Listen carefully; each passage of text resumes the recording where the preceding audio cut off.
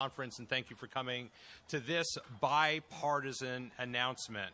I want to first start by thanking Lou Glazier of Michigan Future for all of the leadership that he has demonstrated and thought leadership that he's demonstrated over the years, and it's really Lou's hard work through the Michigan Future organization that has brought us to the point that brings us to this press announcement. So thanks to Lou's leadership, we have gathered legislative leaders from both parties, both chambers. I'm also proud to share this lectern with my friend Jim Holcomb, the President and Chief Executive Officer of the Michigan Chamber. I also want to acknowledge the friendship and support from Jeff Donofrio, the President and CEO of Business Leaders for Michigan. Jeff, Jim, thank you both for being here. Donna, Wayne, thank you for your public service, and thank you for your leadership on this particular issue. The Detroit Regional Chamber has joined with 24, let me say that again, 24 business organizations representing every corner of the great state of Michigan to support a significant increase in the Earned Income Tax Credit, the EITC. The beauty of this tax relief is multifold. As we see today, it has not only bipartisan support, but it has strong support from the business community. It has strong support from the equity community. The EITC is a refundable tax credit. Recipients get real money back in the form of a tax refund, putting real dollars in the pockets of people who need it the most. In the EITC tax relief that we are suggesting would take Michigan from a 6% EITC, which is, as you can tell, single digits, small, to 30%, which gets us into a more competitive range where the EITC would mean real dollars for real families. So let me turn it over next to my friend, Senator Wayne Schmidt. Thanks, Andy. And before I start, I just want to say thank you for all of you being up here. I'm term limited. This is my final hurrah at the Detroit Chamber, but this is my district. It's Traverse City up to the Sioux, and of course, what a great stopping point here in Mackinac. So thank you for coming up here, and thank you for hosting your conference. And with that, again, thank you to the Detroit Regional Chamber and Michigan Future for elevating the issue of Earned Income Tax Credit. We are here today because of your voices and those of our entire stakeholder coalition. We appreciate your continued advocacy and partnership. Raising the EITC has been one of my longest legislative priorities, even when I first got elected back in 2008. The federal EITC has been around for many years and is the result of bipartisan collaboration that was ultimately signed into law by then-President Gerald Ford in 1975. Just like many years ago, we are here today in a bipartisan fashion, united in our desire to increase the EITC for working Michiganders.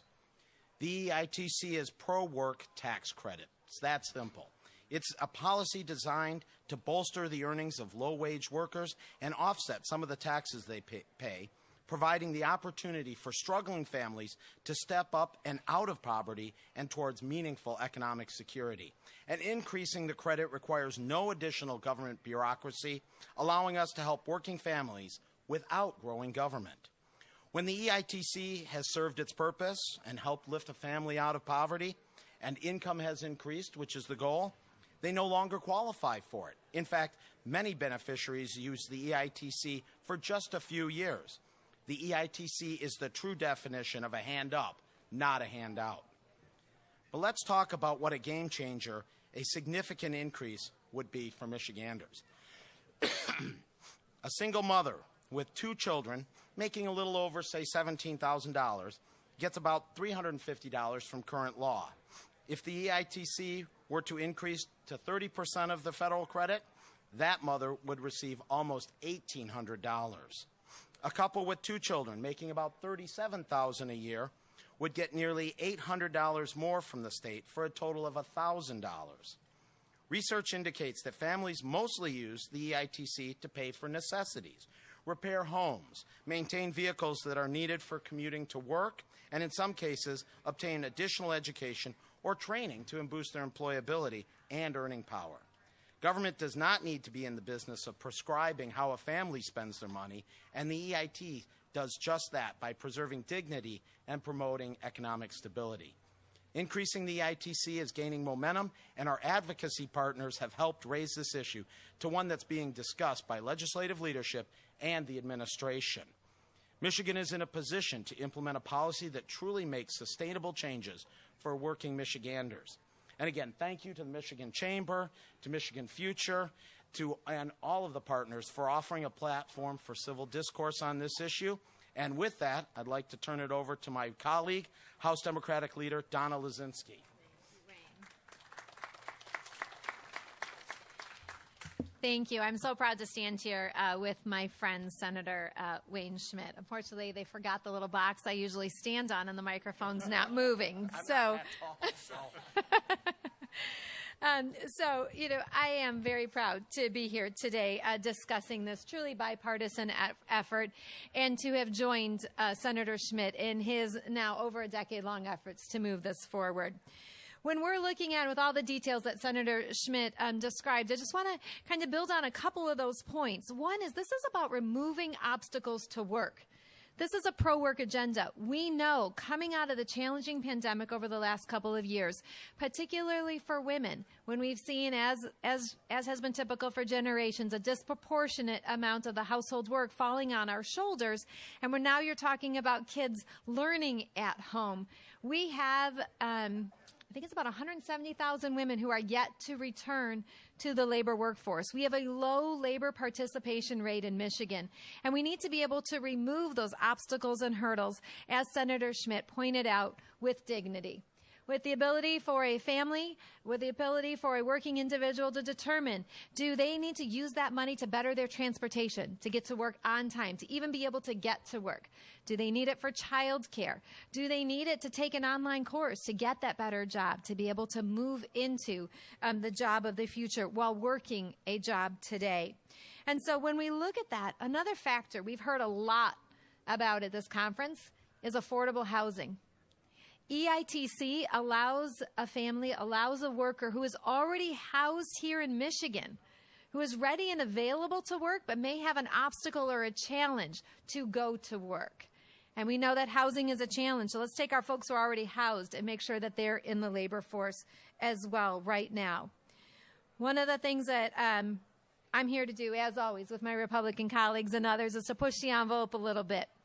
And I would love to see us approach 60% on this. That's the gauntlet I'm going to throw down. I know that as we look at research, as we look at things we've done on a bipartisan basis in the past, expanding Medicaid, where we know when you have a healthy person, they can get out and collect a healthy paycheck. We start to match these federal income tax credits, put real dollars for real work in real people's pockets. This will be a net benefit to our state, will help our economy grow, and our hope is that it will end up being a net benefit to the revenue streams in the state and an investment in our people and families. So let's stop talking about it for years. Let's get this done. We have a unique opportunity right now in Michigan to make transformational changes, generational change in our state, and we stand ready to work together as the business community on a bipartisan basis to get this done.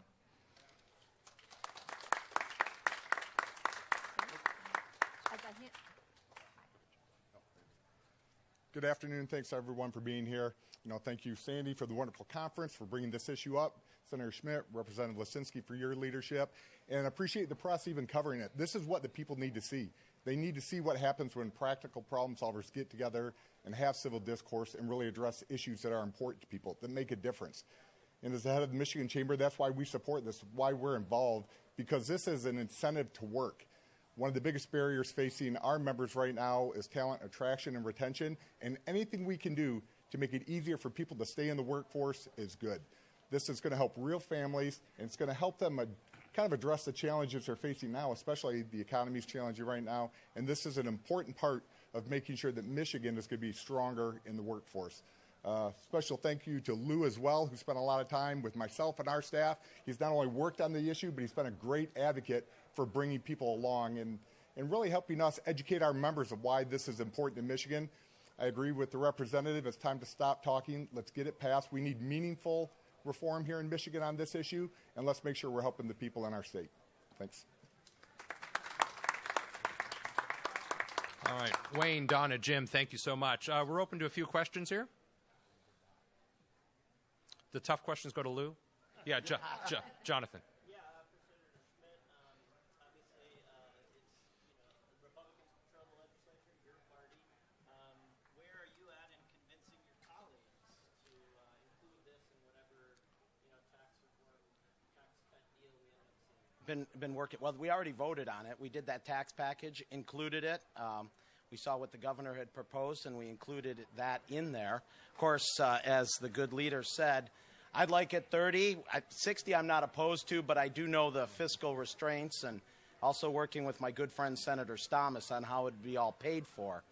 That's more the barrier in making sure that we can keep this sustainable. We don't want to do something that's just a couple of years and then may have to cut it back or whatever. I was part of that back in 2011, and I have to give credit to former Senator and then Representative Judd Gilbert and myself making sure that we kept it, albeit only at 6%. But I remember those times, and I don't want to go back there again. So, finding that compromise, working with my good friend on that, and our partners. But I think we can get my Senate colleagues there. So.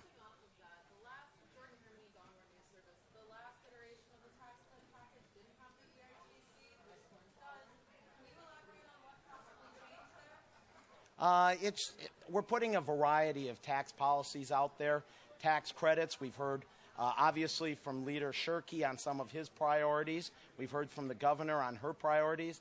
And as what we should be doing, it's going to take those of us that have worked together.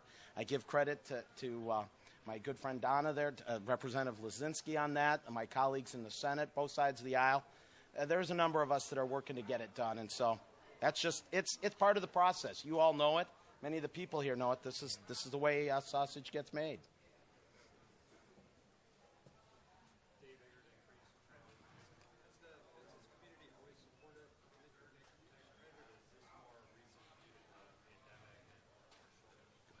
I can't talk about the entire community. I can talk about the Michigan Chamber. We haven't always, and what we've seen over time is the benefit of it.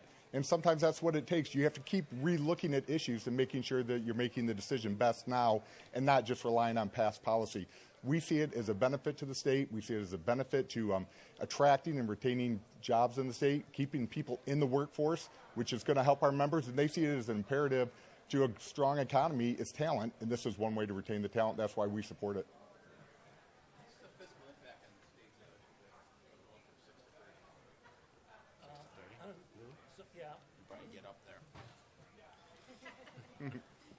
From 6 to 20 is $265 million a year, and from 6 to 30 is $480. Yeah, it's basically 18 million per percentage point.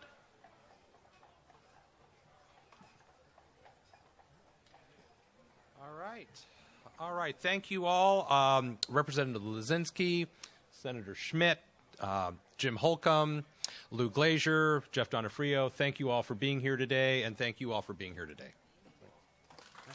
Thanks, Sandy. Yes, thank you. Really appreciate that.